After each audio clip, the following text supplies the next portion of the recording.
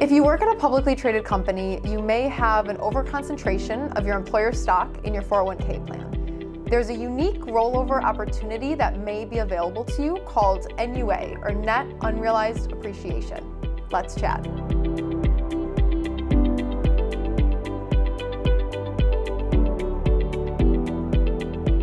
My name is Gina DiGirolamo. I'm here today with Hayden Kibbey. This is a very relevant conversation for us as we actually just used this strategy with a recent client of ours.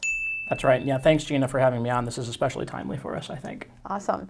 Well, as I mentioned, we're going to be talking about NUA, which is Net Unrealized Appreciation. And if you could just kick this off and share what that is and what it means. Sure. So NUA, Net Unrealized Appreciation, is the growth above cost basis of company stock inside a retirement account like a 401k.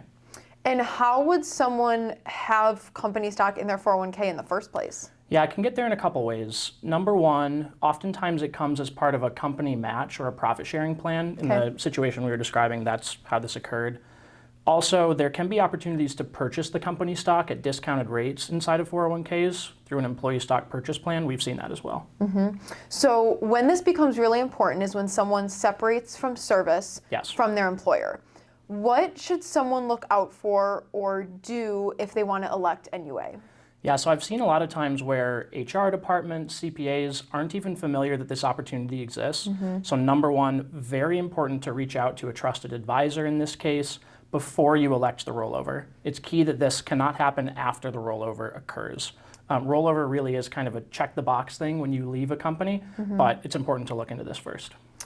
What are some key tax rules when it comes to the company stock and the 401k, and how does this play out if you were to give an example? Sure, happy to give an example on this. So let's say that you had employer stock in your 401k worth $100,000 at a cost basis of 10, meaning you either purchased it at $10,000 or it was granted to you at $10,000, now it has grown to 100.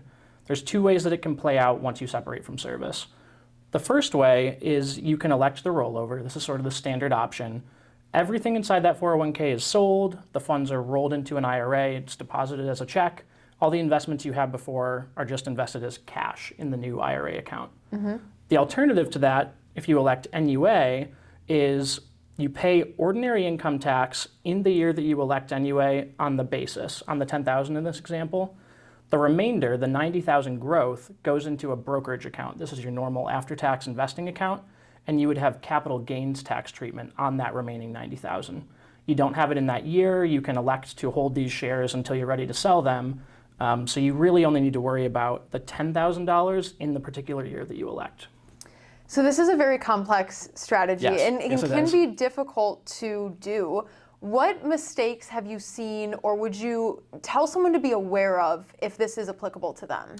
There are a couple times where I've seen this not be a great opportunity. Number one, if the stock hasn't appreciated significantly, it oftentimes makes sense just to elect a normal rollover. If you're in a very, very high income tax bracket this year, because you have to elect to pay the income tax on basis this year, it may not make sense to do.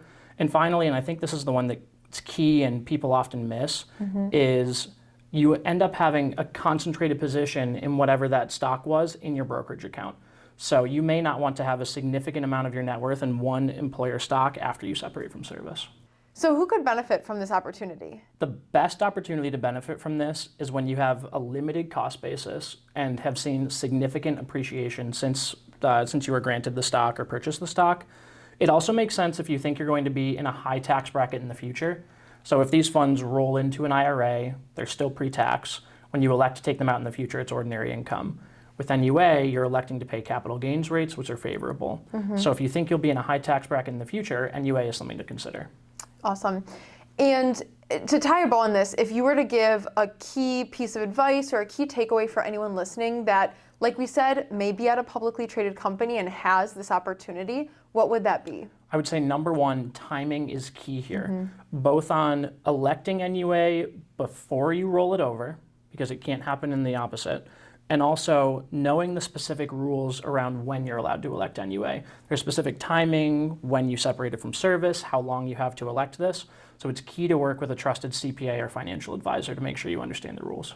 Great explanations. And just like you said, timing and working with a trusted professional is very important in this situation. So if this may be applicable to you, reach out to our team at Blue Chip Partners. We'd be happy to help. And thank you so much for chatting today, Hayden. Thank you. Appreciate it. Absolutely. And thanks for watching. Can't wait to chat again soon.